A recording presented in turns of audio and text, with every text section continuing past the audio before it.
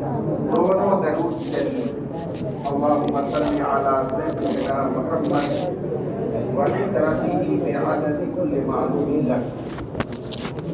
اور اللہم صلی علی سیدنا محمد عبدک ورسولک وعلی المؤمنین والمؤمنات وعلی المسلمین والمسلمات. ان دونوں درودوں کا ورد کیا جاتا ہے.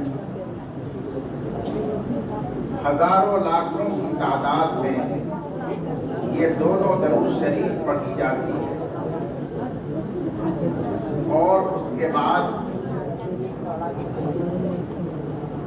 حالات حاضرہ کے مطابق قوم و ملت کو قیمتی پیغامات دیے جاتے ہیں. اخیر میں خانقاہ رحمانی کے سجادہ نشین حضرت امیر شریعت مولانا احمد ولی فیصل رحمانی صاحب دامت برکاتہم کی پرسوز دعا پر اس مجلس کا اختتام ہوتا ہے. چونکہ ہماری اس مجلس میں بہت سے نئے طلبہ شامل ہیں اور بہت سے دور دراز سے آنے والے نئے مہمانان کرام بھی شامل ہیں، اس لیے سب سے پہلے مناسب معلوم ہوتا ہے کہ درود شریف کے متعلق ایک حدیث شریف آپ کی خدمت میں پیش کی جائے.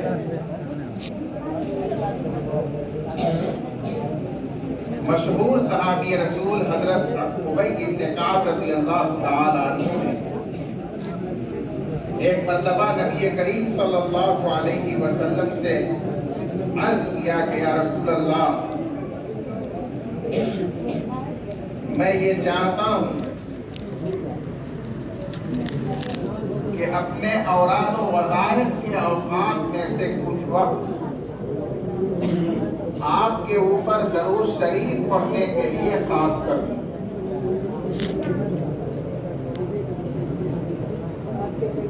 تو کیا میں 1/3 وقت آپ پر درود شریف پڑھنے کے لیے خاص کرتا ہوں؟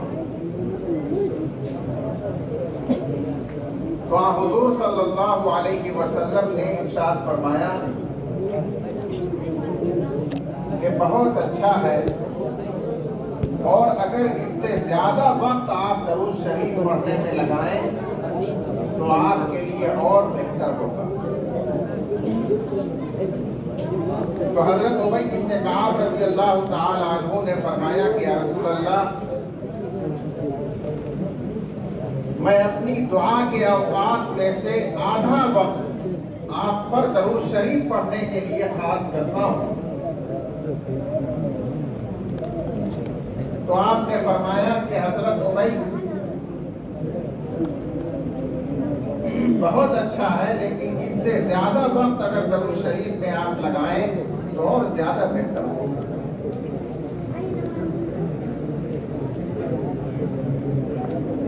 تو حضرت ابی رضی اللہ تعالیٰ عنہ نے فرمایا کہ ٹھیک ہے، میں 2/3 وقت اپنی دعا کے اوقات میں سے آپ پر درود بھیجنے کے لیے خاص کرتا ہوں، اور صرف 1/3 میں میں دوسری دعائیں اللہ سے مانگا کروں گا.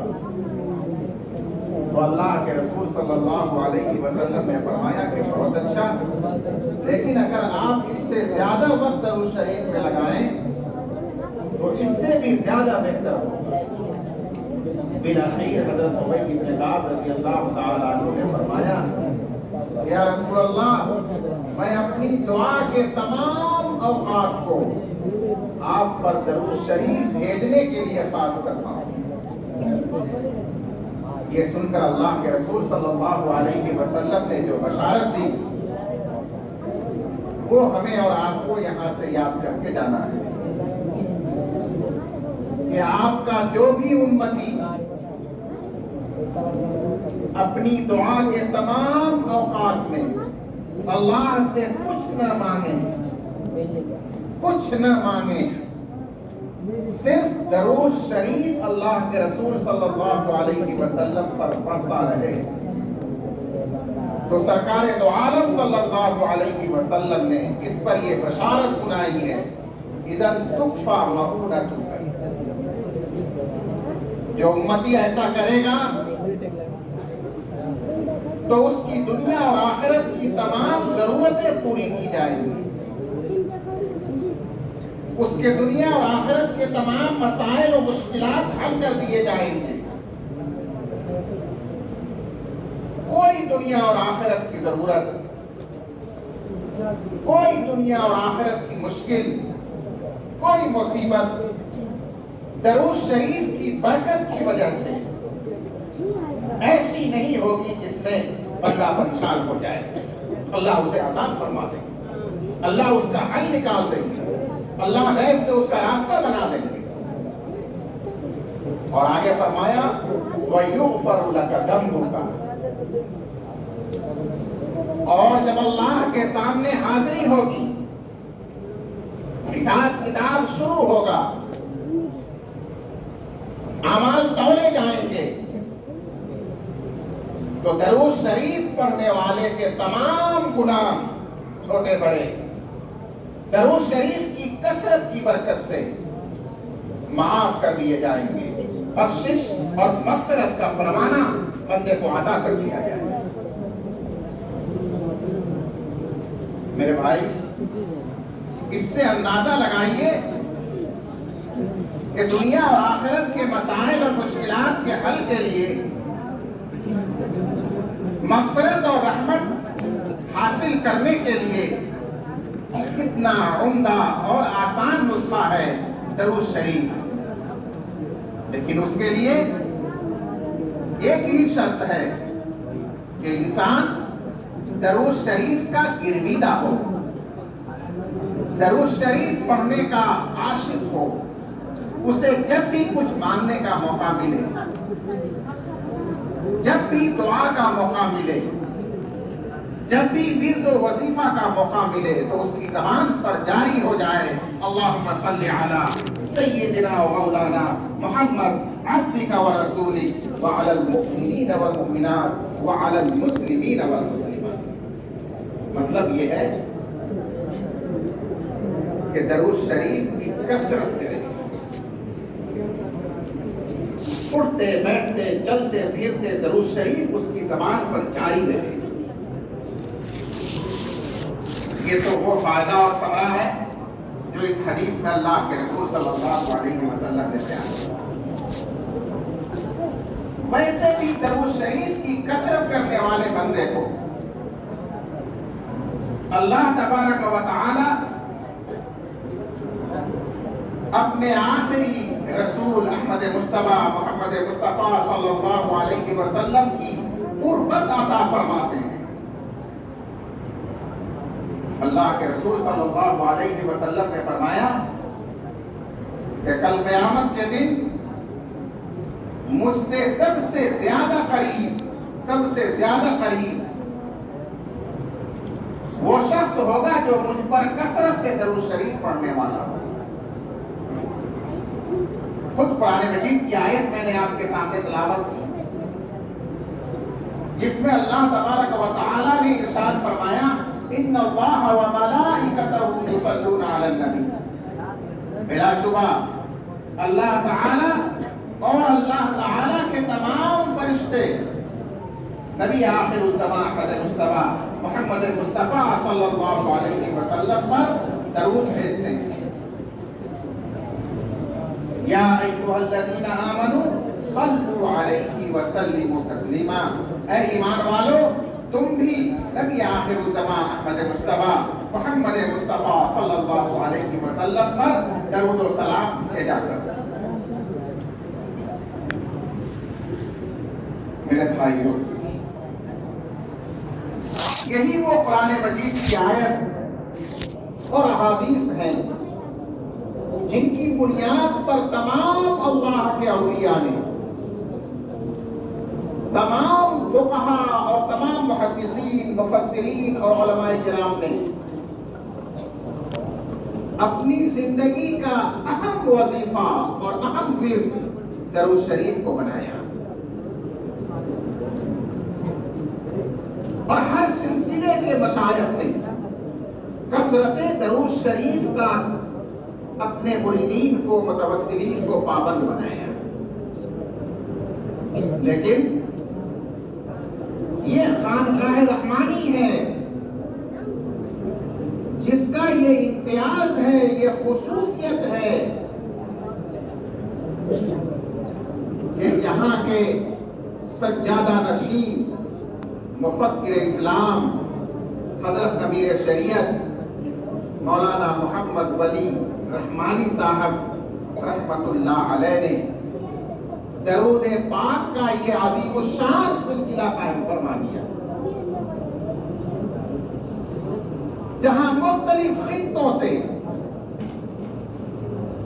عشق رسول میں ڈوبے ہوئے محبین مخلصین،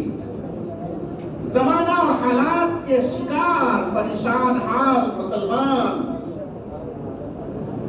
مختلف امراض اور بیماریوں میں مبتلا مریض یہاں حاضر ہوتے ہیں اور درود شریف کی مجلس میں شریک ہوتے ہیں، درود شریف سلسلے کی یاد کرتے ہیں، کثرت سے اس کو پڑھنے اور پڑھتے رہنے کا معمول بناتے ہیں، اور یہاں سے شفا کا یہ نسخہ لے کر جاتے ہیں جس سے ان کی دنیا اور آخرت کی ہر ضرورت، ہر شفا، ہر عافیت اور ہر راحت نصیب ہو جاتی ہے۔ میرے بھائی، اس اہتمام اور اس سادگی کے ساتھ، اس پابندی کے ساتھ اجتماعی طور پر درود شریف پڑھنے کا سلسلہ، یہ امتیاز ہے خانقاہ رحمانی، جو ہر طرح کے بدعات و خرافات سے ہٹ کر صراط مستقیم کے مطابق اتباع سنت اور محبت رسول کا دعوت دیتی ہے، اور اس کے لیے وسیلے کے طور پر درود شریف کی اس مجلس کو کا انعقاد کیا جاتا ہے، اور ساتھ ہی ساتھ دنیاوی اخروی دیگر فوائد کا بھی اس کو ذریعہ وسیلہ بنایا جاتا ہے۔ یہ خانقاہ رحمانی جہاں ہم اور آپ اس وقت حاضر ہیں،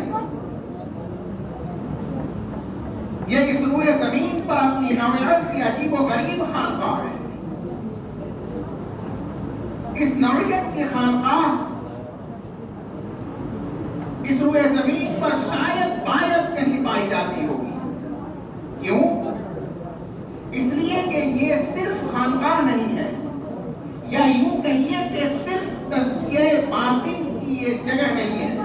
بلکہ اس خانقاہ کے اندر امت کی ہمہ جہت خدمت کی ہر تعلیم دلائی جاتی ہے۔ آپ حضرات کو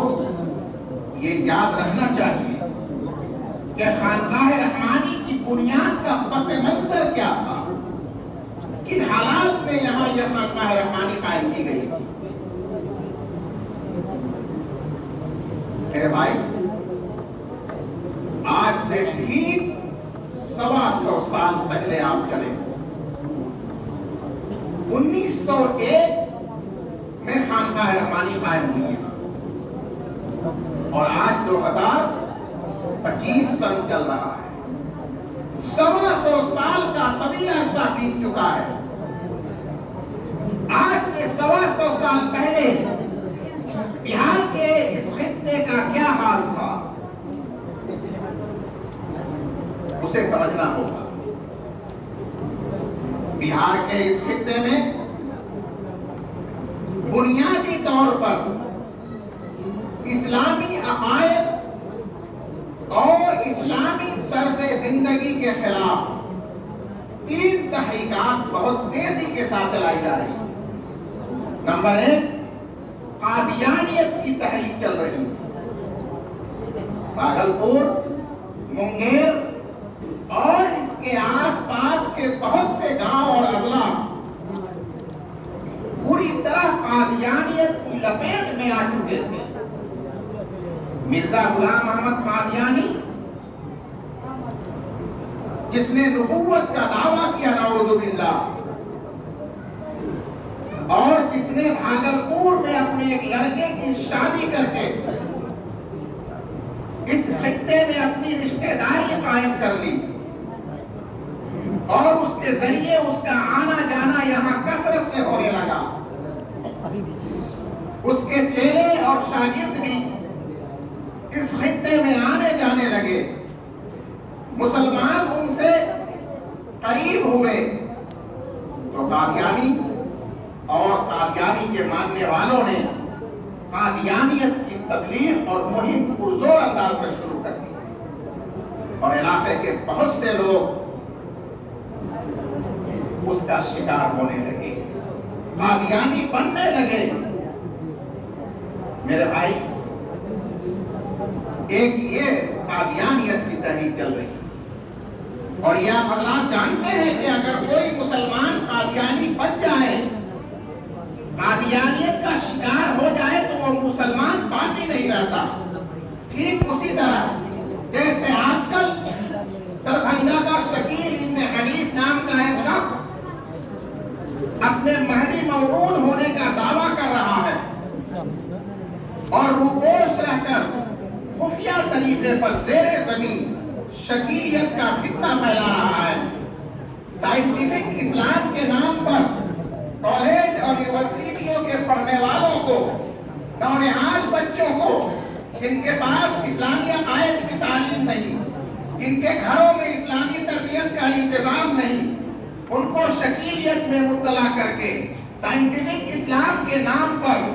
دین سے محروم کیا جا رہا ہے، اور ایسے ہمارے بہت سے نونہال شکیلیت کا شکار ہو رہے ہیں۔ منگیر اور اس کے اطراف میں بھی باز شکیلی پائے جاتے ہیں۔ یہ تو زیر زمین خاموشی اور خفیہ طریقے پر چل رہی ہے، لیکن قادیانیت تو کھلا ڈنڈے کی چوٹ پر پھیل رہی تھی۔ دوسرا فتنہ اس علاقے میں کیا پھیل رہا تھا، اور اس میں اس علاقے کی خصوصیت نہیں، پورا ملک پوری طرح اس میں جھلس رہا تھا، وہ عیسائیت کی تبلیغ کا فتنہ تھا۔ انگریزوں کی حکومت تھی، اور انگریزوں نے اپنے یورپ سے عیسائی مذہب کے بہت سے پادریوں کو بلا رکھا تھا، اور وہ یہاں آ کر عام مسلمانوں میں، عام ہندوستانیوں میں عیسائیت کی کھلا تبلیغ کر رہے تھے، اور انگریز حکومت اس کی پشت پناہی کر رہی تھی، اس کی قیادت کر رہی تھی۔ اور تیسرا فتنہ بدعات و خرافات کا تھا۔ انگریزوں کے دور میں مدارس کا یہ جال اس طرح پھیلا ہوا نہیں تھا جیسے آج ہے، خال کہیں دیوبند کے طرز کا مدرسہ تھا، نیا دیوبند قائم ہوا تھا۔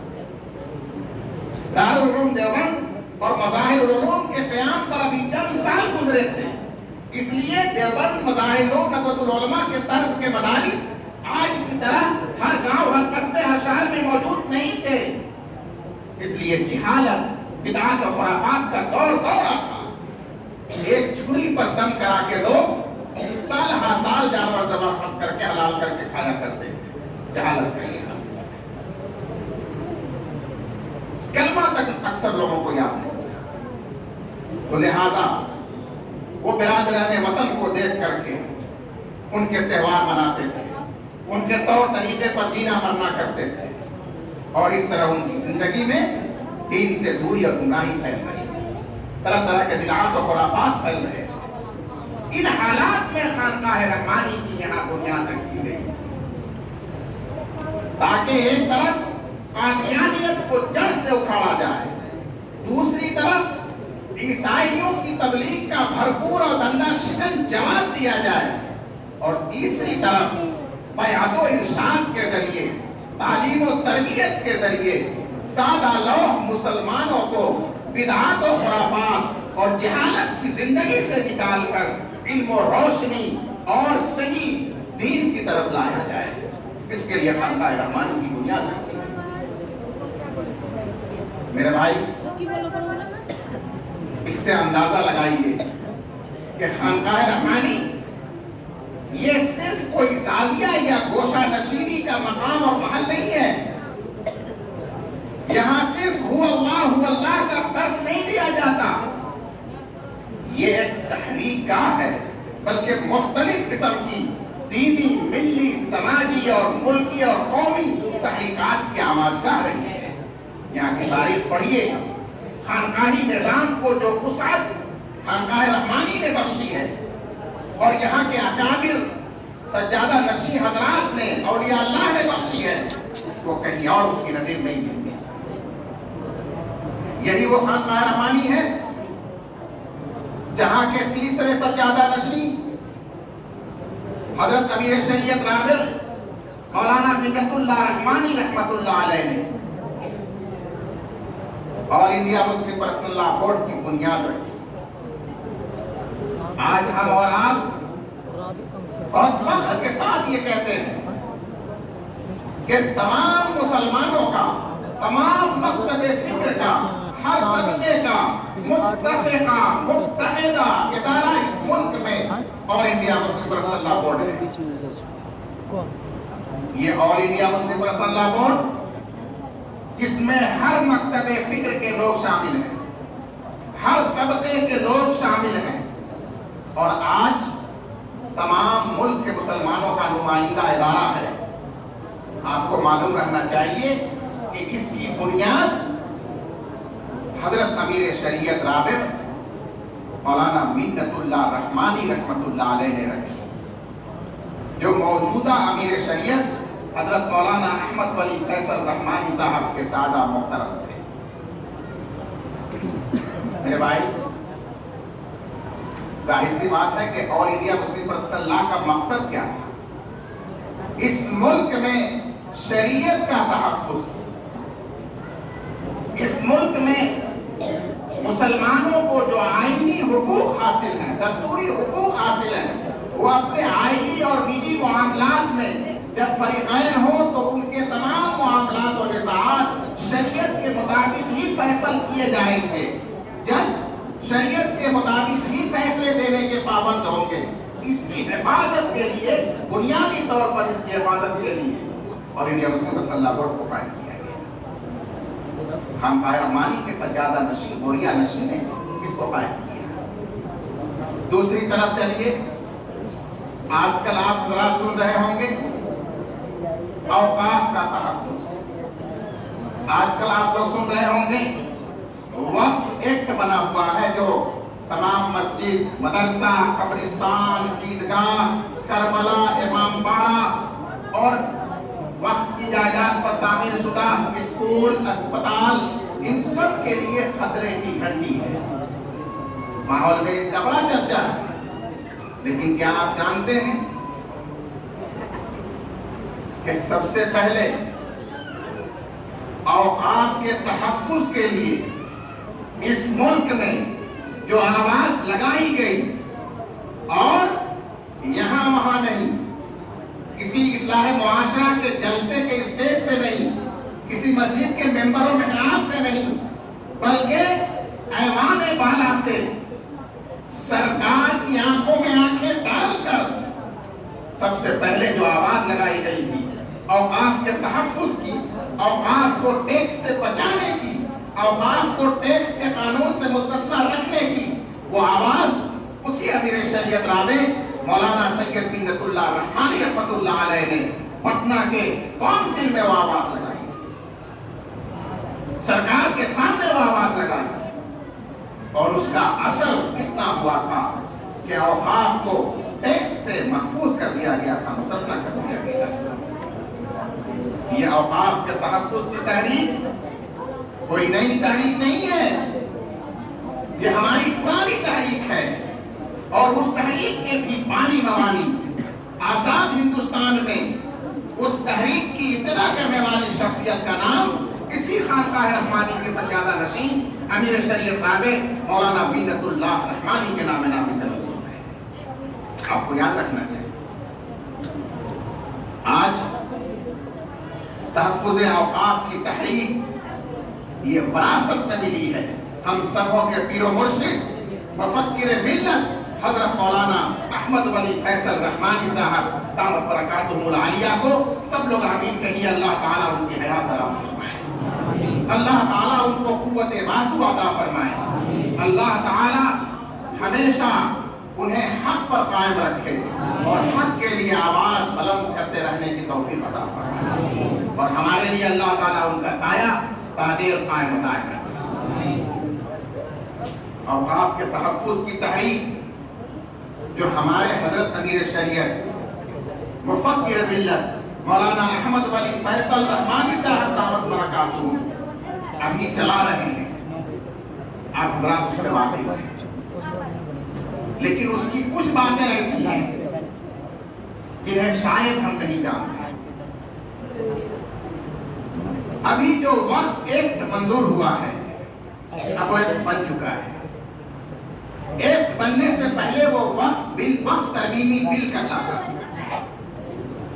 ابھی یہ وقف ترمیمی بل پارلیمنٹ میں پیش بھی نہیں ہوا تھا. اس کی بھنک بھی محسوس نہیں کی جا رہی تھی کہ آج سے تقریباً 2.5 سال پہلے، کتنا پہلے؟ آج سے 2.5 سال پہلے اس مرد مجاہد نے اوقاف پر منڈلانے والے خطرے کو محسوس کر لیا اور عمارت شرعیہ میں باقاعدہ تحفظ اوقاف کا ایک شعبہ قائم کر دیا. کل پرسوں نہیں، 6 ماہ پہلے نہیں، سال بھر پہلے نہیں، کتنا پہلے؟ 2.5 سال پہلے تحفظ اوقاف کا شعبہ عمارت شرعیہ میں موجودہ امیر شریعت نے قائم فرمایا اور اس کے لیے ماہرین کو بحال کیا. جس کا کام کیا تھا؟ اس کا کام یہ تھا کہ اس صوبہ بہار، اڑیسہ، جھارکھنڈ اور مغربی بنگال میں جہاں جہاں اوقاف ہیں وہاں کے لوگوں سے رابطے کیے جائیں، لوگوں کو بیدار کیا جائے، ان کو آمادہ کیا جائے کہ آپ کے یہاں مسجد، مدرسہ، عیدگاہ، قبرستان، کربلا، امام باڑہ، مزار جو بھی وقف کی جائیداد اور زمین پر قائم ہے اس کے کاغذات لے کر آپ عمارت شریعہ آئیے، شعبہ اوقاف میں جمع کیجئے اور شعبہ اوقاف اس کو رجسٹریشن کرانے کی خدمت انجام دے گا. اس مختصر سے عرصے میں ہزاروں اوقاف کو رجسٹریشن شعبہ اوقاف نے کرایا اور یہ سلسلہ چل رہا ہے. اس لیے کہ جب یہ اوقاف کاغذاتی اعتبار سے مستحکم اور مضبوط رہیں گے تو پھر وہ کسی نظر بد کے شکار نہیں ہوں گے، پھر آسانی کے ساتھ کوئی اسے ہضم نہیں کر سکے گا. یہ ہے تحفظ اوقاف کی پہلی محنت. لیکن ہماری اور آپ کی کمزوری ہے،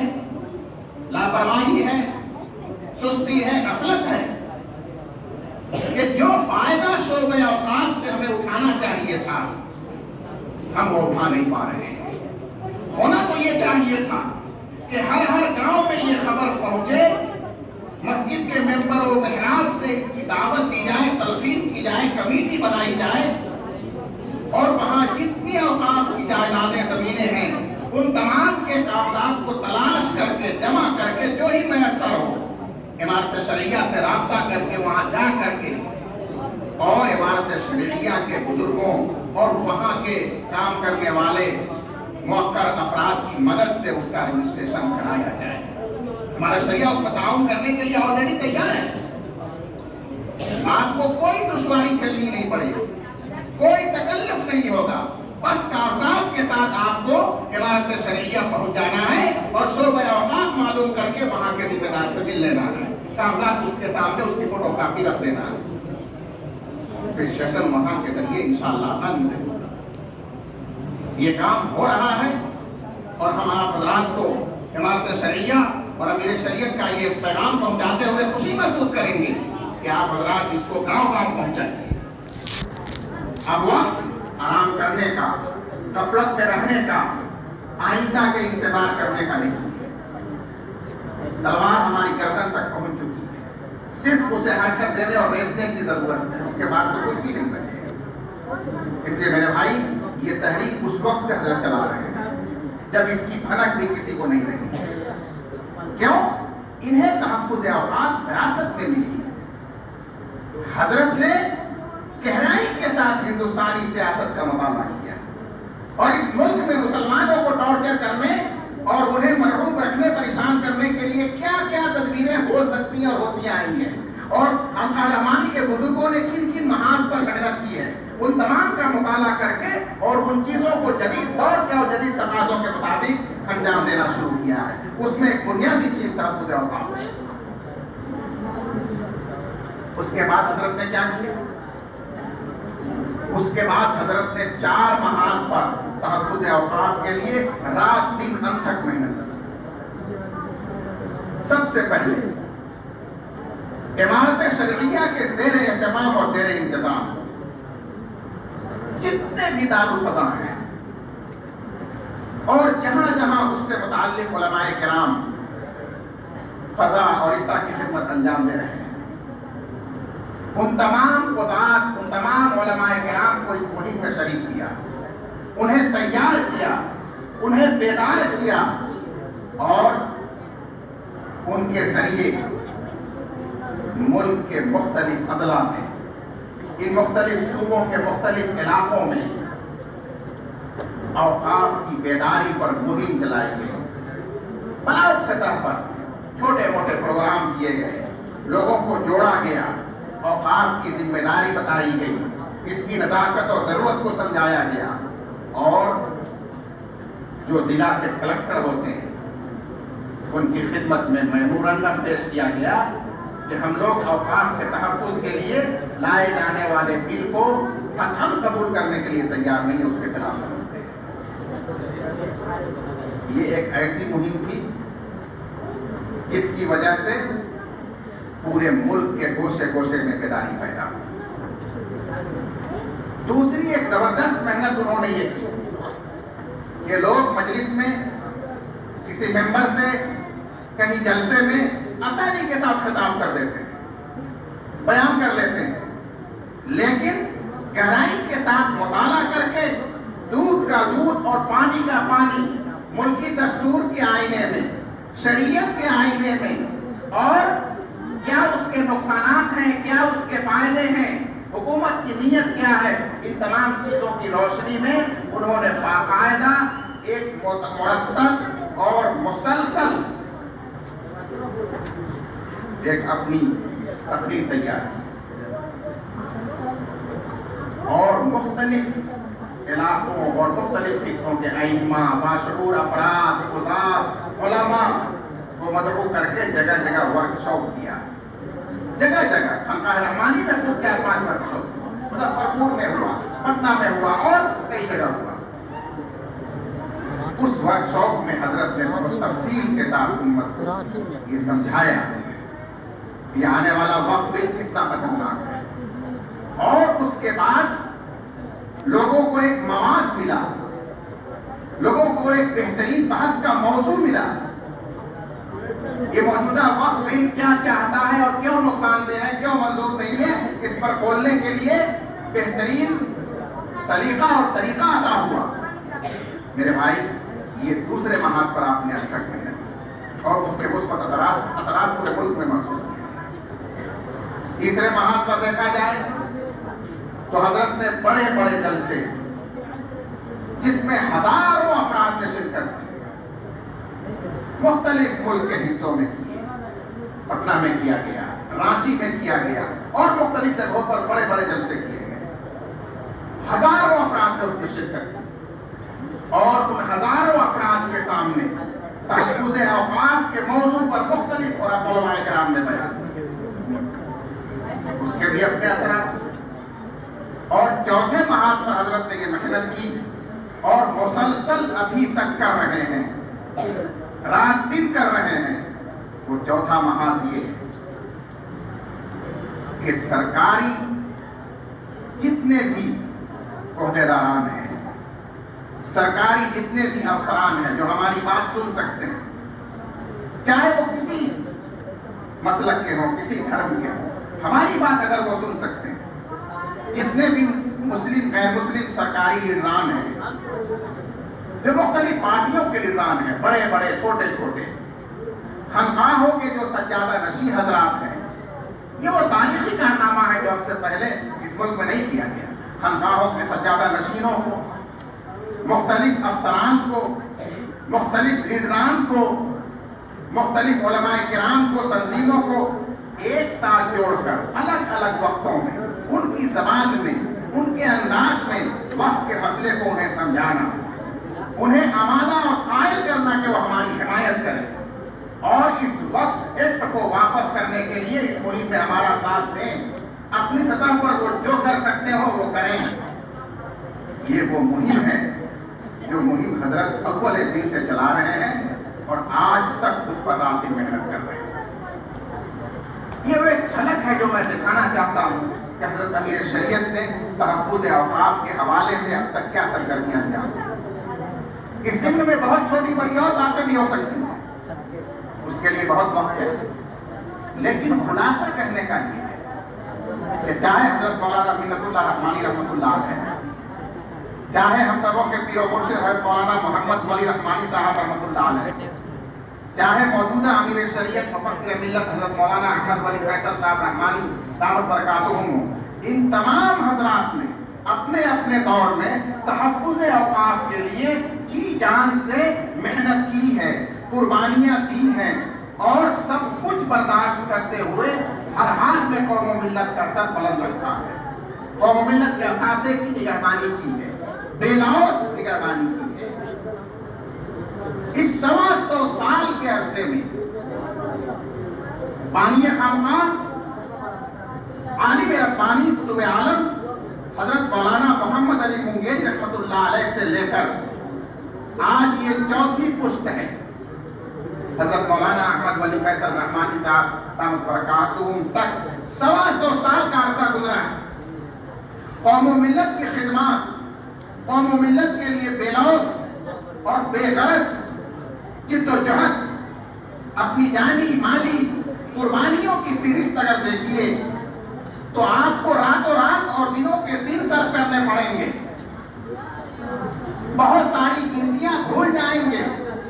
اتنی طویل یہ قربانیوں کی فہرست ہے، خدمات کی فہرست ہے، جد و جہد کی اتنی طویل فہرست ہے۔ لیکن آپ کو یہ سن کر حیرت ہوگی کہ ان 4 پشتوں میں آج تک ایک بالشت زمین یا ایک چھوٹے سے کسی روم کی بھی رجسٹریشن نہیں۔ ان لوگوں نے قوم و ملت کے لیے قربانیاں دی، خدمتیں کی، جد و جہد کی، لیکن اپنے لیے، اپنی نسلوں کے لیے کبھی بھی کوئی فکر نہیں کی۔ 125 سال میں کوئی مائی کا لال دکھا نہیں سکتا کہ اس خانوادے نے اپنے اور اپنے بچوں کے نام پر کوئی زمین خریدی ہو اور رجسٹری ہوئی، کہیں کوئی فلیٹ خریدا ہو اور رجسٹریشن اس کا کرایا گیا۔ یہ حضرات کلکتہ میں بھی رہتے تھے، 10 روز مہینوں رہتے تھے، دلی میں بھی رہتے تھے، پٹنہ میں بھی رہتے تھے، یہ 3 جگہ تو کثرت کے ساتھ مہینوں رہنا پڑتا تھا، لیکن ہمیشہ کرائے پر رہے، ہمیشہ کرائے پر رہے۔ ایک بھی فلیٹ ان لوگوں کے نام، ان کے بچوں کے نام، ان کے رشتہ داروں کے نام نہ دلی میں ہے، نہ کلکتہ میں ہے، نہ پٹنہ میں۔ ایک بالش زمین نہ منگیر سے خریدی گئی ہے، نہ کسی اور جگہ رجسٹری کی ہے، پیسہ نہیں۔ بلکہ اگر آگے بڑھیے تو حضرت مولانا محمد ولی صاحب رحمانی رحمت اللہ علیہ کو اپنی امی جان کی طرف سے وراثت میں جو زمین پٹنہ میں ملی تھی 27 لاکھ روپے میں، وہ زمین آج سے 10-12 سال پہلے بیچی گئی، اور جب رحمانی ہٹی قائم پٹنہ میں ہوا تو اسی پیسے سے اس کی بنیاد رکھی گئی۔ یہ لوگ اپنی جائیداد بیچ کر ہمارے اور آپ کے لیے ادارے قائم کرنے والے ہیں۔ یہ لوگ اپنی دن رات کی کمائی نچھاور کر کے ہمیں اور آپ کو چین کی نیند سلانے والے ہیں۔ یہ خانوادہ اپنا خون بہا کر ہمارے پسینے کی حفاظت کرنے والا ہے۔ مت بھولیے گا کبھی، کسی کے بہکاوے میں مت آئیے گا، یہ قربانی دینے والا خانوادہ ہے، جس کا ایک ایک فرد اور ایک ایک شخص قربانیوں کی تاریخ رکھتا ہے، قوم سے لینے اور قوم کے پیسے کھانے کا کوئی بھی ایک ریکارڈ ان کے پاس ایک داغ طبقہ تک نہیں ہے، کوئی انسان تک نہیں۔ آپ کو یاد رکھنا چاہیے کہ جتنے بھی لوگ اور انڈیا مسلم پرسنل لا موڈ میں جاتے ہیں، امارت شریعہ جاتے ہیں،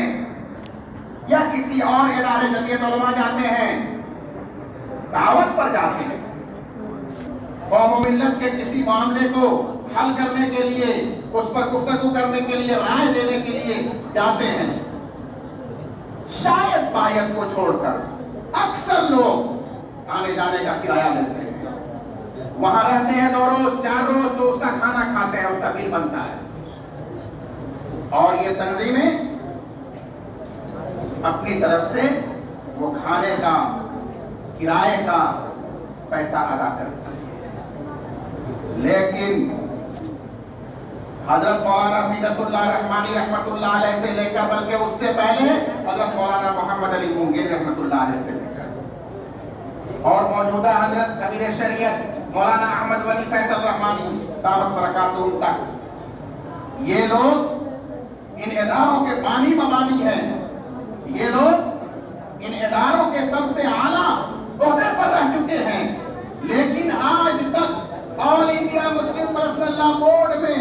یا امارت شرعیہ میں یا جمعیت العلماء میں یا دارالعلوم دیوبند کے کسی رجسٹر میں یہ درج نہیں ہے کہ مولانا منت اللہ رحمانی نے یا مولانا ولی رحمانی نے یا مولانا احمد ولی فیصل رحمانی نے ادارے کی ضرورت کے لیے، قوم و ملت کے لیے یہاں آ کر خدمت انجام دی، آنے جانے کے نام پر کرایہ لیا، ڈیزل پیٹرول کا دام وصول کیا، یا ایک وقت کھانے کی قیمت مانگی، ریکارڈ نہیں کیا۔ دوسرے لوگ لیتے ہیں، اجازت ہے دے دیا جائے، خود کبھی اس راستے کو پسند نہیں کیا۔ یہ وہ لوگ ہیں جو قرض لے کر، حضرت مولانا محمد علی مونگیری رحمت اللہ علیہ قرض لے کر اپنے مریدوں کی ضیافت کرتے تھے۔ دسترخوان آج بھی آپ دیکھتے ہوں گے خانقاہ رحمانی کے اسی برآمدے پر بچھایا جاتا ہے، اور جو جتنا کھانا چاہے جس کو کھانا ہو، لنگر کھلا ہوا ہے، آ کر کھا کر جا سکتا ہے۔ مولانا محمد علی مونگیری رحمت اللہ علیہ جب آئے تھے تو یہ وسعت، یہ مقام، یہ ماحول نہیں تھا، بڑی تنگی اور وسعت کا زمانہ تھا۔ قرض لے کر حضرت نے یہاں ہمیں اور آپ کو، ہمارے آباء و اجداد کو کھانا کھلایا اور ان کو اللہ کرنا سکھایا۔ یہ وہ جگہ ہے میرے بھائی، ان عظمتوں کو سمجھیے۔ اور پھر دوسری طرف آپ دیکھیے کہ ایسے ملت کے نگہبان، ایسے محافظ شریعت، ایسے بے لوث خادم، ایسے جانثار امیر شریعت کو لوگوں نے کس قدر بے قدر اور کس قدر انہیں پریشان کرنے کی کوشش کی۔ میرے بھائی، آپ حضرات کے علم میں ہے کہ عین اس موقع پر جب عمارت شرعیہ سنسان خالی پڑی ہوئی، 2-4-5 افراد کے علاوہ تمام لوگ چھٹی پر تھے یا سفر میں تھے، ایک خاص پلان بنایا گیا۔ کیوں بنایا گیا اس کو سمجھنے کی ضرورت ہے۔ وہ لوگ جنہوں نے ہمیشہ اپنی اور اپنی آنے والی نسلوں کی فکر کی، اپنے پیٹ اور اپنے آنے والے بچوں کے پیٹ کی فکر کی، اور قوم و ملت کے سرمایے سے کروڑوں اربوں کی جائیدادیں بنائی، ایسے لوگ ہمیشہ ہر زمانے میں قوم و ملت کے غدار، ضمیر فروش اور بکاؤ مال ہوتے۔ جب پٹنہ میں سی ایم کے افطار پارٹی کا بائیکاٹ کیا گیا کہ نتیش کمار نے تو افطار پارٹی دی ہے، چونکہ وہ وقف بل کی حمایت کر رہے ہیں، اس لیے ہم احتجاج کرتے ہوئے تمام تنظیموں کی طرف سے یہ پیغام دیا گیا کہ اس کا بائیکاٹ ہو، اور اس میں بنیادی رول ہمارا شریعہ نے دیا تھا۔ وہ انتہائی کامیاب رہا، ملت کے کسی بھی تنظیم کا کوئی نمائندہ وہاں شریک نہیں ہوا، اس کا پریشر سرکار پر پڑنے لگا۔ پھر اس کے بعد آپ جانتے ہیں کہ پٹنہ میں بڑا کامیاب دھرنا دیا گیا، ہر تنظیم کے لوگ شریک ہوئے، مختلف سیاسی پارٹیوں کے لیڈروں نے شرکت کی، وہ دھرنا بھی بہت کامیاب رہا۔ ان دونوں واقعوں کے بعد ان دونوں واقعوں کے بعد حکومت کو یہ محسوس ہونے لگا کہ ہم سے مسلمان دور ہو رہے ہیں، اور اس میں بنیادی کردار امارت شریعہ ادا کر رہی ہے، اس لیے امارت شریعہ سے انتقام لیا جائے، اور اس کو ایسا انتقام لیا جائے اس سے کہ اس کو ہمیشہ کے لیے بے اثر کر دیا جائے۔ نیچے سے اوپر تک بہت سارے طرح طرح کے لوگ اس پہ ملوث ہوئے، باضابطہ اس کی میٹنگیں کی گئی،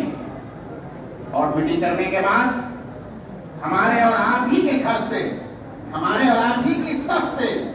کچھ ضمیر فروش مفاد پرست لالچی لوگوں کو چنا گیا، کچھ لیڈروں کو چنا گیا، کچھ ہماری طرح داڑھی ٹوپی رکھنے والے علماء کو چنا گیا، اور ان کے ذریعے سے 28 رمضان المبارک دھاوا بولا گیا امارت شریعہ۔ میرے بھائی، اس مقصد سے تاکہ امارت شریعہ کو کمزور کر دیا جائے، تاکہ امارت شریعہ پر ناجائز قبضہ کر کے اور آپس میں بھونجا ککڑی کی طرح اس کو بانٹ کر پھینک لیا جائے، تاکہ امارت شریعہ کے وزن اور وقار کو کمزور سے کمزور کر کے اور حکومت کو فائدہ پہنچایا جائے۔ ملت کے لیے آج ملک میں امارت شریعہ کے تحت جتنی خدمات انجام دی جا رہی ہیں، ان سب خدمات پر پابندی اور روک لگائی جائے، اور اس کو اپنے گھر کی باندھی اور کھلونا بنا لیا جائے، اپنے مصرف اور مفاد میں استعمال کیا جائے۔ ان مقاصد کے تحت یہ مذموم حرکت کی گئی۔ آپ حضرات کو جو بات یاد رکھنی ہے اصل، وہ یہ یاد رکھنی ہے کہ امارت شریعہ کی بنیاد اخلاص اور تقوی پر رکھی گئی ہے۔ آپ حضرات کو یہ بات یاد رکھنی ہے کہ امارت شریعہ اپنے دستور اور اپنے نظام کے ساتھ چلتی ہے۔ آپ حضرات کو یہ بات یاد رکھنی ہے کہ موجودہ امیر شریعت امارت شریعہ کے دستور اور نظام کے مطابق ارباب حل و عقد کے ذریعے منتخب امیر شریعت ہیں، اور بہتر سے بہتر طریقے پر امارت شریعہ کو ترقی اور استحکام کی راہ پر لے کر چل رہے ہیں۔ اگر کوئی آدمی اپنے گھر میں بیٹھ کر 2-4 لوگوں کے بہکاوے میں آ کر امیر شریعت بن جائے تو اندازہ لگائیے کہ ملک کا کون سا عالم ہوگا جو اپنے نام کے ساتھ امیر شریعت لکھے بغیر معروم رہے گا۔ آج تو مولانا اور مفتی لکھنے کے لیے لوگ بےتاب ہیں۔ اگر امیر شریعت کا منصب اور اس کی ڈگری، اس کا عہدہ، اس کا لقب اتنا ہی آسان ہو کہ 2-4 آدمی کو لے کر امیر شریعت بن جائے، تو ابھی آپ کے سامنے 2 ایسے امیر شریعت بن چکے ہیں۔ نہ جانے آئندہ ہر گھر میں، اور ہر گھر میں کیا ہر فیملی میں آپ کو ایک امیر شریعت ایسا نظر آئے گا۔ لیکن یاد رکھیے کہ امارت یہ کوئی تنظیم، کوئی جمعیت، کوئی جماعت نہیں ہے۔ یہ امارت ایک اسلامی نظام ہے جو سرکار دو عالم صلی اللہ علیہ وسلم نے خود قائم فرمایا تھا۔ مکہ سے ہجرت کرنے کے بعد مدینہ منورہ میں جب آپ صلی اللہ علیہ وسلم کو مسلمانوں کی ایک بڑی تعداد حاصل ہو گئی اور اللہ کا حکم ہوا، تو آپ نے مدینہ منورہ کے اندر سب سے پہلے اسلامی عمارت کی بنیاد رکھی تھی۔ وہ عمارت ایک ہی ہوتی ہے اور ساری دنیا کا ہر مسلمان اس عمارت کا ماتحت ہوتا ہے، اس عمارت کا پابند ہوتا ہے۔ لیکن جب سے عالمی نظام، اسلامی عالمی نظام اس دنیا سے ہمارے اور آپ کے اعمال کی نحوست کی وجہ سے ختم ہوا، تو اس ملک کے اندر سب سے پہلے شاہ عبدالعزیز محدث دہلوی رحمت اللہ علیہ نے فتویٰ دیا تھا کہ انگریز ظالم حکومت ہے، اس کے خلاف جہاد فرض ہے۔ اکثر لوگ صرف یہی بیان کرتے ہیں، لیکن اس فتوے میں ساتھ ساتھ یہ بھی لکھا ہوا تھا کہ جہاد فرض ہے اور مسلمانوں پر، ہندوستانی مسلمانوں پر واجب ہے کہ وہ اپنی عمارت قائم کریں، عمارت اسلامیہ، عمارت شرعیہ، اور اپنا امیر منتخب کر کے اپنے لیے مقرر کر دیں۔ وہاں سے یہ بات چلی ہے، پھر چلتے چلتے بات آئی کہ آل انڈیا عمارت شرعیہ کل ہند قائم کی جائے، اور ایک اس کے لیے امیر الہند منتخب کیا جائے جو پورے ہندوستانی مسلمانوں کے امیر ہوں گے، اور سارے ہندوستانی مسلمان اسی عمارت کے ماتحت میں ہندوستان کے اندر اپنی دینی ملی زندگی گزاریں گے، امیر کے احکام کی سماعت کریں گے، اور وہ اپنے معاشرتی مسائل، اپنے گھریلو مسائل معاملات جو بھی ہوں وہ اسی کے تحت حل کرائیں گے. لیکن کئی اجلاس اس کے لیے منعقد ہوئے, اس راستے میں رکاوٹیں آتی گئیں, امیر ہند کے انتخاب میں مسائل پیدا ہونے لگے, کسی شخصیت پر اتفاق ہونا مشکل ہو گیا. جب حضرت مولانا ابو المحاسن سجاد رحمۃ اللہ علیہ نے یہ دیکھا کہ کل ہند امارت شریعہ قائم ہونا بہت مشکل ہے, تو جمعیت علماء ہند سے یہ تجویز منظور کی گئی کہ اگر یہ کل ہند سطح پر قائم نہیں ہو سکتی تو پھر صوبہ وار سطح پر اس کو قائم کر لیا جائے. وہاں سے پھر صوبہ وار سطح پر قائم کرنے کی تحریک چلی ہے, اور تب جا کر بہار, اڑیسہ, جھارکھنڈ کی یہ امارت شریعہ جو پٹنہ میں ہے یہ قائم ہوئی ہے. تو یہ امارت شریعہ کوئی ایک تنظیم نہیں ہے, کوئی ایک جمعیت نہیں ہے, کوئی ایک جماعت نہیں ہے جس کے ماننے والے کچھ لوگ ہوں گے, چلانے والے کچھ لوگ ہوں گے, بات ختم ہو جائے گی. نہیں, یہ امارت شریعہ ہے جو اسلامی نظام کا ریڑھ کی ہڈی ہے, اور ایک مسلمان اس کے بغیر اسلامی زندگی کا تصور تک نہیں کر سکتا. اس لیے امارت شریعہ کے ماتحت رہنا, ایک امیر, ایک امارت شریعہ پر قائم رہنا ہر مسلمان کی بنیادی ذمہ داری ہے. اور اس کے مقابلے میں کوئی تنظیم ہے, کوئی ملی جمعیت ہے, کوئی جماعت ہے, چاہے وہ علماء پرسنل لاپورٹ ہو یا ملی کونسل ہو یا وہ جماعت اسلامی ہو یا وہ جمعیت علماء ہند ہو, یہ سب کے سب اس کے بعد کی چیزیں ہیں, اس کے تابع چیزیں ہیں, اس کے ماتحت چیزیں ہیں. وہ تنظیمیں ہیں, وہ جماعتیں ہیں, وہ عمارت نہیں ہے. امارت شریعہ عمارت ہے اور مسلمان اس کے ماتحت ہے. اس فکر کو, اس بات کو سمجھنا ہوگا, اور اس فکر میں اور اس عمارت میں امیر شریعت صرف اور صرف ایک ہو سکتے ہیں. کوئی بھی دوسرا امیر شریعت اس نظام میں قابل تسلیم ہرگز نہیں ہو سکتا. اس لیے میرے بھائیوں, یہ فتنہ جو چلا وہ اللہ کی طرف سے ہو سکتا ہے قسم کی آزمائش ہو, لیکن اس فتنے کا مقابلہ کرنا, اس کو ہمیشہ کے لیے مسترد کر دینا, اور اس کے ماننے والے بانی ممانیوں کو اپنے طرف سے ہر طرح کا بائیکاٹ کرنا, ان کی باتوں میں نہ آنا, اپنے اسٹیج, اپنے جلسے, اپنے جلوس میں ان کو مدعو نہ کرنا, اور جہاں بھی ان کا خطاب ہو وہاں نہ جانا, یہ ہمارے اور آپ کی ملی اور دینی ذمہ داری ہے. اگر ہم ہمارے شریعت کو مانتے ہیں, امیر شریعت کو مانتے ہیں, تو ہم ہرگز اس کی مخالفت اور بغاوت کرنے والے لوگوں کو کسی طرح سے حمایت نہیں کر سکتے. انہیں ہم کسی طرح سن نہیں سکتے, ہم کسی طرح ان کا اتباع نہیں کر سکتے, ان کو اپنا پیشوا اور رہنما نہیں مان سکتے. کیوں؟ اس لیے کہ وہ باغی ہیں, وہ غدار ہیں, اور وہ اس عمارت کے نظام کو برباد اور کمزور کرنے والے مجرم ہیں قوم و ملت. میرے بھائی, یہ وہ بنیادی بات ہے جو ہمیں اور آپ کو ہمیشہ اپنے ذہن میں رکھنا. اور میں نے آپ کو بتایا کہ جب بھی آپ اس پر غور کریں تو صرف آپ ایک ہی نقطے پر غور کریں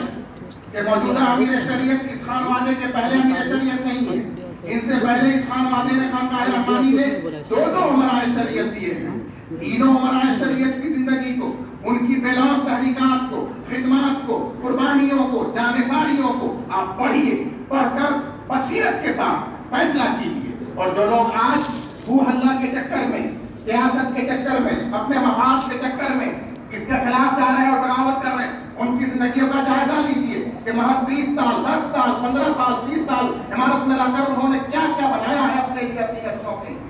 کتنے کی عمارتیں کھڑی کی ہے اور کتنے کا بینک بیلنس رکھ رکھا ہے, زندگی میں کتنی عیاشیاں کر رہے ہیں. ان چیزوں کو دیکھیے اور پھر آپ فیصلہ کیجیے کہ حق پر کون ہے, باطل پر کون ہے, دنیا پرست اور دنیا کا کتا کون ہے, اور حق پرست, حق کا عالم بردار کون بنا ہوا ہے. اس کا ساتھ دیجیے اور اس کے مخالف کو ہمیشہ کے لیے ہر طرح سے ذلیل و رسوا کر کے مسترد کریں.